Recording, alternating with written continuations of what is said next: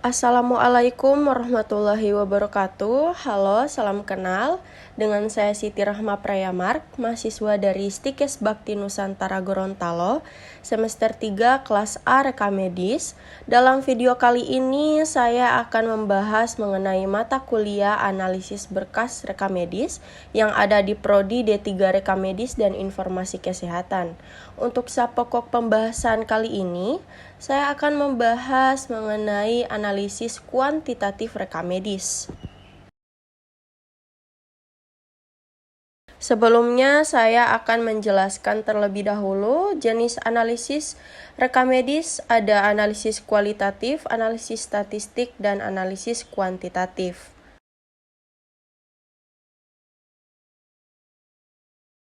Nah, jadi apa itu analisis kualitatif rekam medis? Analisis kualitatif yaitu suatu review yang ditunjukkan terhadap dokumen rekam medis untuk mengidentifikasi tentang ketidaklengkapan dalam pengisian dokumen rekam medis.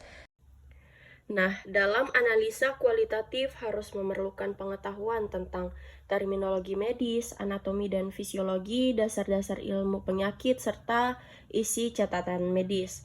Nah, tujuan dari analisis kualitatif rekam medis ini agar rekam medis lengkap dan dapat digunakan bagi referensi pelayanan kesehatan, melindungi minat hukum sesuai dengan peraturan yang ada, menunjang informasi untuk aktivitas penjamin mutu quality asuransi, membantu penetapan diagnosis dan prosedur pengkodean penyakit, bagi riset medis, studi administrasi dan penggantian biaya perawatan, kemudian komponen analisis administratif. Kemudian masuk ke statistik. Nah, yang dimana analisis statistik rekam medis ini kumpulan fakta yang umumnya berbentuk angka yang disusun dalam bentuk tabel atau diagram yang melukiskan atau menggambarkan sesuatu persoalan atau keadaan. Kemudian, apa itu analisis kuantitatif rekam medis? Kita mulai untuk analisis kuantitatif rekam medis, ya. Nah, di sini ada pengertian analisis kuantitatif. Kalau menurut Gemalahata itu menilai kelengkapan dan keakuratan rekam kesehatan. Sementara kalau menurut Russo itu analisis kuantitatif itu adalah telaah atau review rekam medis untuk memastikan kelengkapan dan keakuratan. Nah, di sini analisis kuantitatif rekam medis untuk rawat inap itu ada dua, dilaksanakan dengan dua kategori, ya. Yang pertama ada concurrent review atau concurrent analysis. Di sini adalah analisisnya dilakukan saat pasien masih berada di sarana pelayanan kesehatan. Jadi pasiennya belum pulang, masih dirawat, dan hal ini pun yang memang yang disarankan karena lebih bisa kita mendapatkan data pasiennya saat itu juga, baik itu data identifikasi pasiennya ataupun data klinisnya, begitu. Nah, untuk yang kedua itu retrospektif review atau retrospektif analisis. Di sini dilakukan analisisnya setelah pasiennya pulang dari sarana pelayanan kesehatan. Nah, tapi rata-rata yang dilakukan di sarana-sarana pelayanan kesehatan itu adalah yang retrospektif, karena kalau retrospektif kan pasiennya sudah tidak ada, jadi kelengkapan rekam medisnya itu lebih bisa langsung dilengkapi. Jadi tidak bolak-balik dipinjam oleh unit rekam medis, langsung masuk lagi ke ruangan dan bolak-balik seperti itu, ya. Jadi rata-rata yang digunakan itu retrospektif, walaupun yang concurrent itu lebih disarankan seperti itu. Nah, di sini kalau analisis kuantitatif yang rawat jalan ini dilakukan setelah pasien menyelesaikan kunjungan. Biasanya kalau rawat jalan, jadi setelah pasiennya pulang dari unit rawat jalan, maka langsung dilengkapi, ya, dan dicek keakuratannya. Ini disebut juga dengan retrospektif review. Nah, sementara untuk pendokumentasian analisis analisis kuantitatif ya. Di sini yang pertama harus mengikuti peraturan staf medisnya ya. Jadi disepakati sesuai dengan SOP yang ada. Sesuai juga dengan peraturan administrasi seperti apa gitu ya. Tentang kelengkapan dan sebagainya. Terus ada juga harus disesuaikan dengan standarisasi perizinan, akreditasi tentunya, baik akreditasi yang nasional maupun yang internasional. Dan badan pemberi sertifikat seperti halnya BNSP ya, begitu. Nah, lanjut untuk kompetisi PMIK atau rekam medis dan informasi kesehatan dalam melakukan analisis tuh harus apa? Yang pertama harus paham mengenai jenis formulir yang digunakan. Karena kan banyaknya formulir-formulir di rekam medis itu, dan seorang PMIK itu harus paham mengenai jenis-jenis formulir yang digunakan. Yang kedua, jenis formulir apa saja yang harus ada, karena setiap kasus pasti berbeda kelengkapannya. Contohnya kalau pasien operasi pasti harus ada informan consent atau surat persetujuan tindakan. Harus ada juga laporan operasinya, laporan anestesi dan seterusnya begitu ya. Nah, terus harus paham juga mengetahui siapa yang berhak mengisi rekam medis tersebut. Apakah tenaga medis, ya PPA, para pemberi asuhan, baik itu dokter, perawat, bidan kah, ataukah memang yang mengisi hal tersebut adalah pihak pasien dan keluarga pasien. Contohnya seperti di general consent.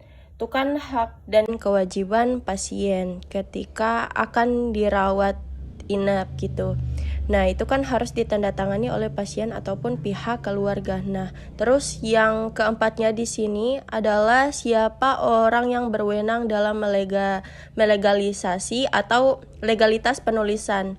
Jadi siapa yang berwenang yang punya wewenang untuk menandatangani keabsahan formulir tersebut. Begitu. Contohnya kalau untuk ringkasan keluar discharge summary itu kan biasanya ditandatangani oleh dokter penanggung jawabnya atau PJP gitu ya. Sementara kalau untuk inform consent, pihak pasien harus mendatangani, keluarga atau saksi juga harus ada, dan dokter penanggung jawabnya juga harus mendatangani. Nah, seperti itu ya. Nah, lanjut, tujuan analisis kuantitatif ini untuk apa sih? Jadi untuk melengkapi kekurangan yang dapat dikoreksi. Dia di sini artinya dapat dikoreksi itu adalah perbaikan, tapi harus sesuai dengan fakta yang terjadi. Jadi tidak boleh ngarang ataupun sifatnya yang subjektif, tetapi harus berdasarkan fakta yang terjadi sehingga hal tersebut menjadi objektif. Nah, ini harus segera ya, kalau bisa saat pasiennya masih dirawat gitu. Yang keduanya ini untuk mengidentifikasi bagian-bagian yang tidak lengkap seperti apa. Contohnya misalkan pelayanan pasien. Ya kan ada pasien itu yang memang dia masuk dulu ke IGD. Baru dia harus masuk ke ruang perawatan atau rawat inap. Ada juga yang dari ruangan operasi atau ruang OKA lalu dia masuk ke ruang perawatan atau ruang rawat inap. Bahkan ada juga yang dari rawat jalan dulu baru dia masuk ke rawat inap. Jadi pelayanan yang didapatkan pasien apa saja, atau mungkin pasiennya harus mendapatkan pemeriksaan penunjang. Misalkan seperti USG, radiologi, CT scan, dan MRE, dan seterusnya. Nah, yang keduanya melindungi semua pihak dari kasus hukum tentunya ya, baik itu untuk pasien dan keluarga pasien ataupun untuk tenaga medisnya ya. Jadi dilindungi hukum. Terus memutus mematuhi peraturan-peraturan yang ada tentunya. Jadi kita akan tidak boleh di luar aturan. Harus sesuai dengan regulasi yang ada dan analisis data. Dan cuman dan cuman statistiknya yang akurat ya. Jadi kalau sudah lengkap, maka kan hasil analisis data dan perhitungan statistiknya juga akan valid ya. Valid dan juga akurat, tapi berbeda ketika data yang kita punya itu tidak lengkap. Pasti hasil akhirnya analisis dan perhitungan statistik yaitu juga tidak akurat, bahkan tidak valid tuh. Oke, komponen apa saja yang harus ada di analisis kuantitatif? Ada yang pertama itu identifikasi pasien, laporan penting atau bukti rekaman, review autentifikasi atau keabsahan rekaman, dan review tata cara pendokumentasian. Nah, kita lihat satu persatu ini untuk identifikasi pasien. Identifikasi pasien itu yang pertama atau contohnya itu nama pasien, nama lengkapnya ya. Kadang kan ada yang disingkat, misalkan M. Abdul Rozak. M-nya itu apakah Muhammad atau apa ya. Jadi harus diupayakan lengkap. Biasanya kan ada first name, ada last name gitu ya. Kecuali yang memang namanya satu suku kata seperti misalkan Supriyanto aja. Nah, itu kan berbeda lagi. Jadi saat ini untuk penulisan nama itu biasanya mengikuti dengan KTP ya. Karena kan kaitannya juga kalau yang pasien BPJS itu harus cocoknya antara KTP, KK, sama kartu BPJS. Terus nomor rekam medis. Jadi nomor rekam medisnya harus ada ya, tempat, tanggal lahir, dan umur. Nah, ini juga sangat berpengaruh karena nanti untuk laporan statistik itu kan ada seperti halnya laporan yang membedakan range umur gitu. Terus ada juga apalagi bagi dokter atau bagi di tenaga medis dalam membuat suatu dosis itu kan biasanya dilihat juga dari segi umur tuh. Nah, terus alamat lengkap. Hati-hati dalam menganalisis alamat lengkap ya. Jadi alamat lengkap itu harus mencangkup nama jalan atau bloknya. Ada nomor rumahnya, ada RT RW-nya, terus desa atau kelurahan, ada kecamatan, ada kabupaten atau kota, bahkan sampai kode pos dan provinsi. Nah, jadi hal itu memang harus lengkap. Kalau sudah sistemnya ke input ke komputer itu bisa di-lock, kalau tidak lengkap pasti nggak bisa disubmit. Tapi kan kalau manual kadang males nulis, misalkan Jalan Agus Salim. Nah, Jalan Agus Salimnya nomor berapa, luasnya, kan panjang sekali tuh Jalan Agus Salim. Jadi di area mana, jadi harus mencangkup yang tadi itu ya. Itu namanya alamat lengkap. Simpelnya gini, kalau kita kirim ke alamat tersebut kira-kira nyampe atau enggak. Nah, berarti alamat sekurang-kurangnya harus mencangkup hal-hal yang tadi.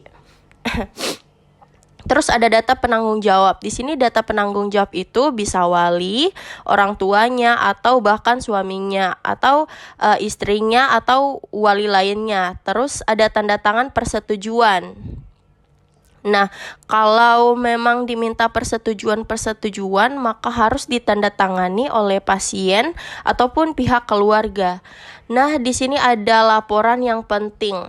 Laporan yang penting di sini atau disebut juga dengan bukti rekaman-rekaman. Contohnya, kelengkapan general consent. Kalau pasiennya rawat inap ya, di sini kan ada tertera hak dan kewajiban pasiennya.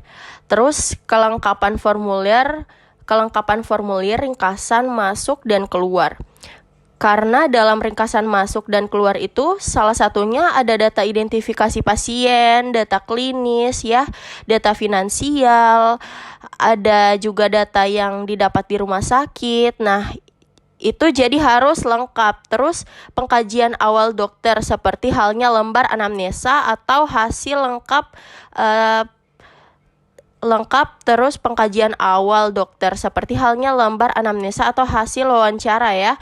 Ada auto anamnesa, kan ada alo anamnesa serta secara langsung atau tidak langsung. Jadi biasanya ini mengenai keluhan-keluhan pasien, reaksi-reaksi yang ditimbulkan pasien sebelumnya begitu.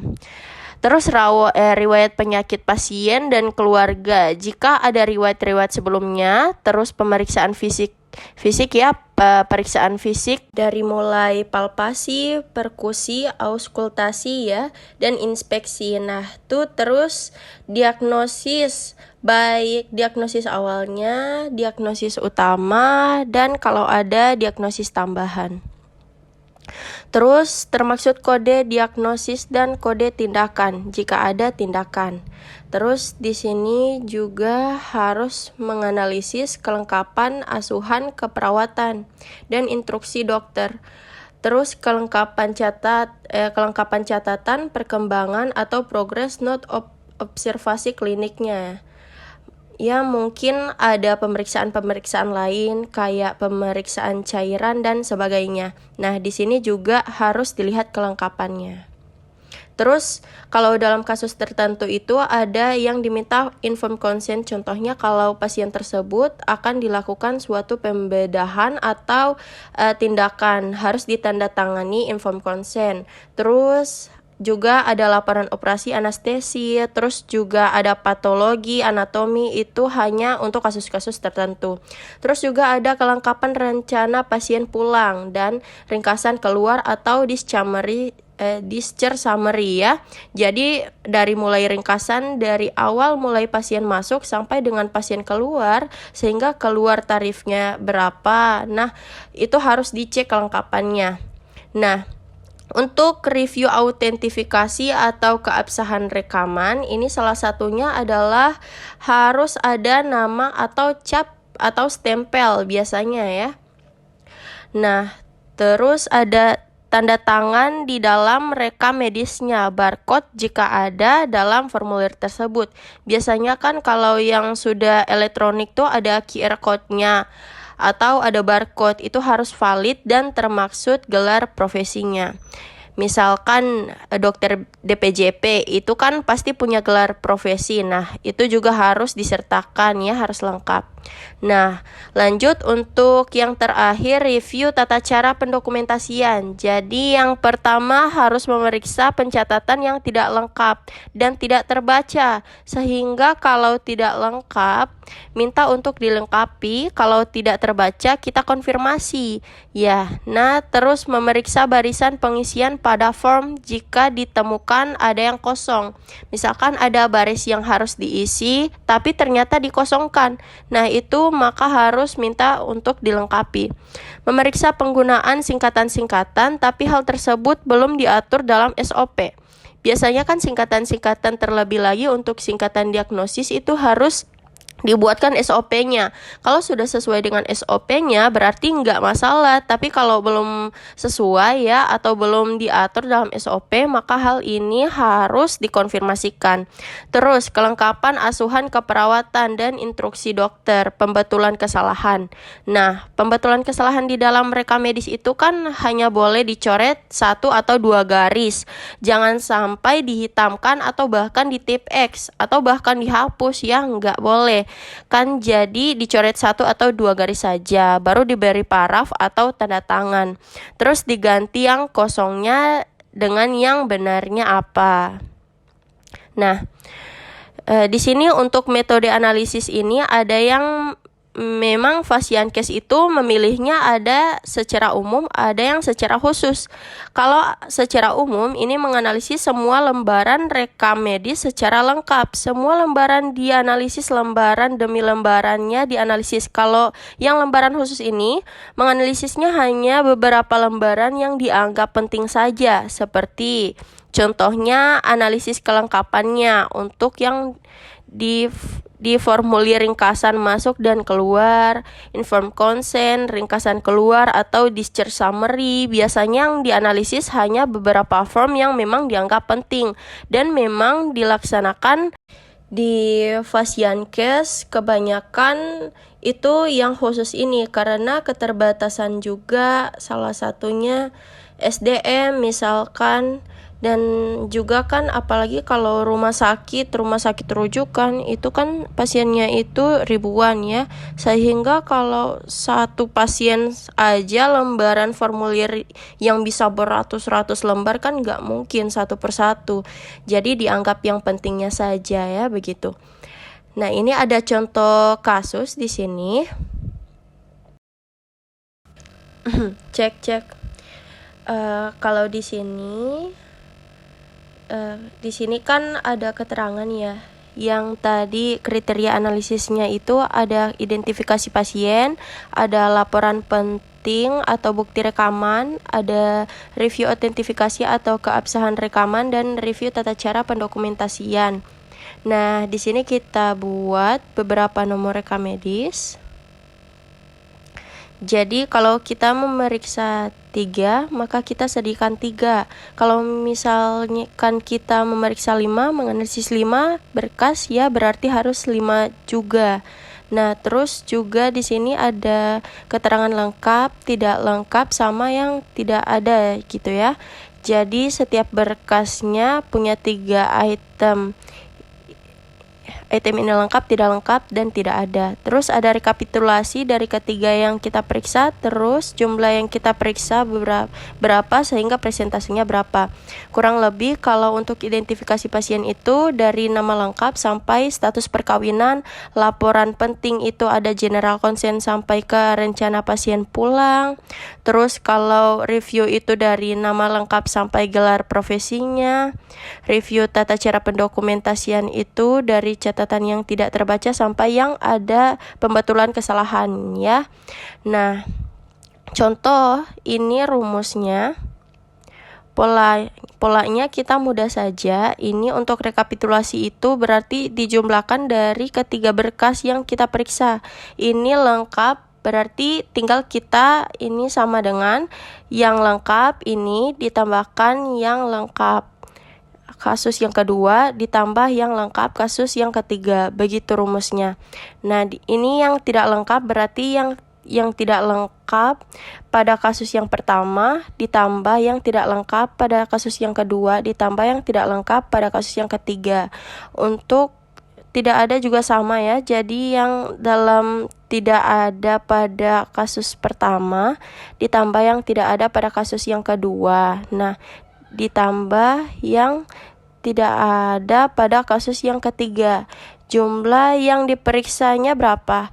3, kan kita hanya periksa 1 kasus, 2 kasus, 3 kasus. Nah, ini kita tinggal, ini kurang lebih bikin rumusnya seperti ini. Begitu juga yang ini sama ya. Nah, terus untuk presentase berarti kita presentasekan. Tapi sebelum presentasekan berarti kita yang lengkapnya rumusnya sama dengan ini ya. Pada rekapitulasi yang lengkap bagi jumlah yang kita periksa dan terininya dipresentasekan yang di sini ya. Yang ini pun sama, yang tidak lengkap sama dengan yang tidak lengkap pada rekapitulasi dibagi jumlah yang diperiksa dipersenkan. Yang tidak ada juga sama, yang tidak ada pada rekapitulasi dibagi jumlah yang diperiksa dipersenkan, lalu seperti ini. Nah, untuk yang ini di average, jadi sama dengan average dari ini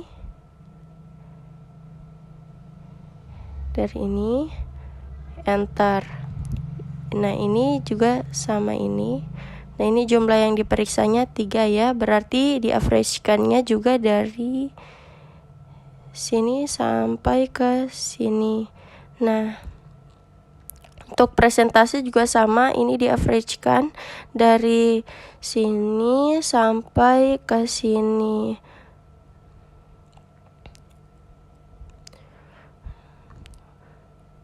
Ini untuk yang rata-rata itu adalah yang average. Begitupun juga ini sama dan ini juga yang average-nya. Nah, sekarang kita contoh mengisi.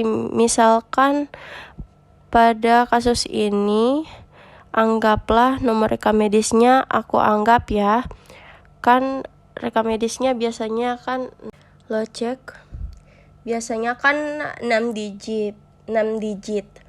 Anggaplah 1 begitu. Nah, di nomor rekam medis 1 ini nama lengkapnya sudah lengkap.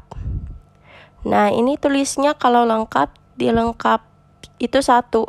Berarti yang tidak lengkapnya 0 ya, atau tidak diisi, yang tidak adanya 0 atau tidak diisi begitu. Nomor rekam medisnya lengkap misalkan. Jenis kelaminnya tidak diisi, jadi tidak lengkap. Tempat tanggal lahirnya adanya cuman tanggal lahirnya saja, tempatnya nggak ada, berarti tidak lengkap. Umurnya, nah tidak ada di form itu, di kolom untuk umur, maka tidak ada. Pekerjaannya lengkap, alamatnya tidak ada nama jalan ataupun tidak ada desanya atau kelurahannya, maka tidak lengkap. Pendidikan sudah lengkap, pekerjaan, agama lengkap, cara pembayaran lengkap, cara penerimaannya lengkap, tanggal masuk lengkap, data penanggung jawabnya lengkap, data perkawinannya tidak ada karena dia belum kawin. Misalkan, nah sekarang rekam medis yang nomor 2, namanya lengkap, nomor rekam medisnya lengkap, jenis kelaminnya lengkap, tempat tanggal lahirnya lengkap, umurnya tidak ada di formulirnya, jadi tidak ada. Terus pekerjaan dia belum bekerja, jadi tidak ada. Alamat lengkapnya sudah lengkap, pendidikannya lengkap, agamanya lengkap, cara bayarnya lengkap, cara penerimaan, cara masuk, data penanggung jawab lengkap, status perkawinan lengkap. Nah, ini nomor rekam medis yang ketiga. Ini yang lengkap, namanya lengkap, nomor rekam medisnya tidak lengkap karena tidak dicatat. Misal jenis kelaminnya, nah ini tidak ada. Misal tempat tanggal lahirnya tidak ada, tempat lahirnya jadi tidak lengkap. Umurnya lengkap, misal pekerjaannya lengkap, alamatnya lengkap, pendidikannya ada, ini ada misal. Nah, ini kesininya otomatis terisi, dan ini ketika dijumlahkan average yang ini pasti harus 100%. Nah, ini berarti sudah benar. Dan di sininya pun sama, yang ini isinya, dan ini akan otomatis dari sini akan otomatis ke grafiknya nih terisi. Untuk yang kriteria identifikasi pasien yang lengkapnya ada 76%, yang tidak lengkapnya ada 12%, yang tidak adanya ada 12%. Yang lainnya, kriteria yang lain masih 0 karena kan kita belum isi nih. Ya, belum isi. Nah, itu kok bisa otomatis? Nah, gampang. Ini kan lengkap pada identifikasi pasien. Berarti sama dengan mana yang lengkap pada identifikasi pasien. Nah, ini. Nah, terus enter. Yang ini juga sama, yang tidak lengkap sama dengan pilih pada kriteria yang identifikasi pada pasien yang tidak lengkap, enter.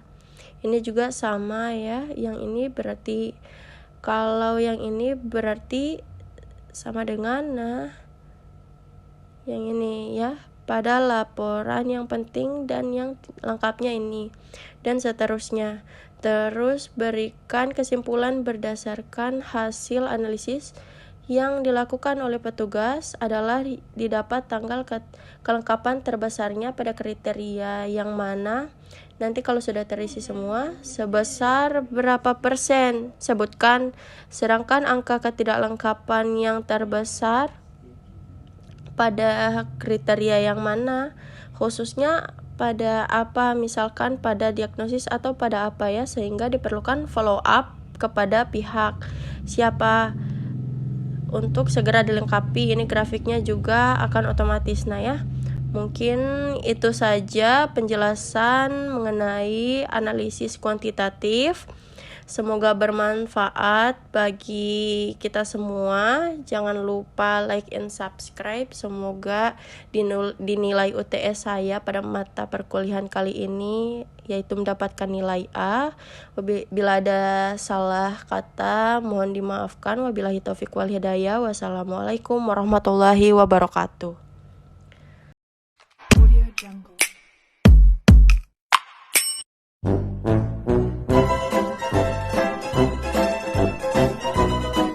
Biji ketapang, keciput keripik bawang, dan nastar kembang goyang, wajik rengginang. Manis kue satu, rempeyek dan kue sagu, kastengel putri salju.